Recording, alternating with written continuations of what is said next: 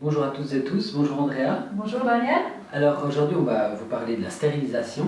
Donc pour ça on va préparer une purée de pommes, quelques abricots en bocaux et des mixed pickles. Donc Andrea, peut-être tu peux nous expliquer un petit peu pendant que j'épluche cette pomme. Voilà, alors on a également pris des matériaux pour rendre votre tâche ludique. Vous voyez comme la pomme elle tourne, en même temps elle est coupée en rondelles et en même temps on coupe le milieu. Tu peux tourner jusqu'au bout et on peut tirer la pomme et on a une pomme qui est toute prête. Sinon on va laisser la purée nature, on ne va pas rajouter de sucre. Magnifique. Maintenant on va mettre cuire les pommes avec un petit peu d'eau pour faire une purée qu'on laisse refroidir et qu'on va après remplir dans les bocaux, le tout à froid.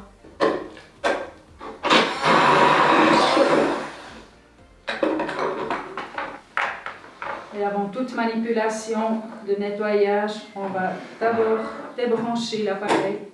Maintenant, on va pouvoir remplir la purée. Est-ce qu'il y a une manière spéciale de remplir la marmite? Il faut que les bocaux se touchent ou bien au contraire laisser bien de l'espace? Si on a l'occasion de laisser de l'espace, on va laisser de l'espace. Mais si on ne va pas cuire au-delà de 100 degrés, donc il n'y a pas une grosse ébullition, les bocaux ne vont pas s'entrechoquer et ils peuvent très bien se toucher aussi. Donc comme là, on va cuire à 85 degrés, donc on peut vraiment remplir la marmite avec les bocaux qui se touchent, qui sont superposés, il n'y a aucun souci. Voilà, nous préparons des mixed pickles avec différents légumes. Nous avons choisi des carottes, des courgettes, des kohlrabi, du fenouil, du céleri en branches. Et avant de les mettre dans les bocaux, nous devons cuire les légumes qui restent, qui sont un peu plus durs. Donc on doit tout mettre dans les bocaux, ce qui est al dente.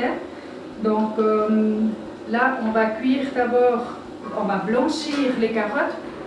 En attendant les carottes qui cuisent, on va utiliser pour stériliser la même marmite que nous avons utilisée pour le remplissage à chaud, mais on va utiliser que la base qui va cuire de l'eau. Et on va y introduire au fond la grille, c'est indispensable pour mettre les bocaux dessus, pas que les bocaux touchent le fond. Voilà, nous pouvons commencer le remplissage de ces bocaux. La stérilisation a l'avantage de pouvoir travailler à froid et ne pas se brûler. Et les courgettes, c'est avec les tomates le seul légume qu'on ne va pas blanchir parce que sinon ils deviennent caoutchouc. Donc on va déjà pouvoir ranger un peu les courgettes au fond.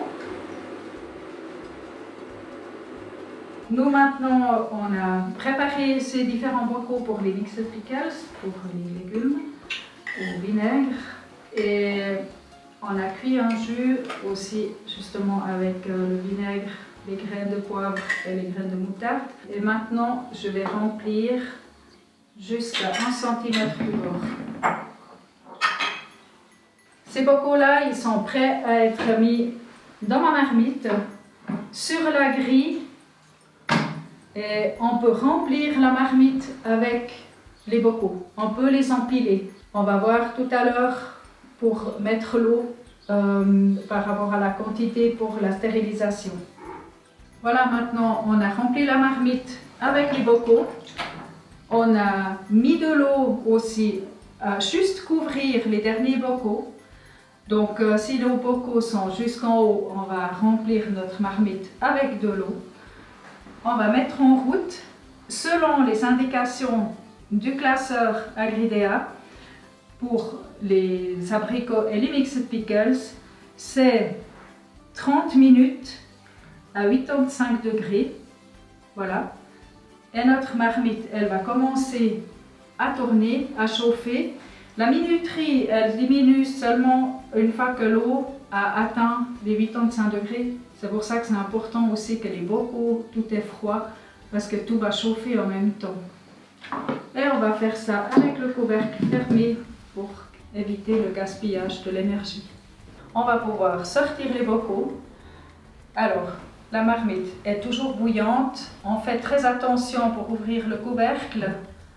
Parce que vous voyez, il y a toute cette vapeur qui sort, donc pas se brûler. Merci Daniel. Et on va pouvoir sortir les bocaux avec notre pince à bocaux.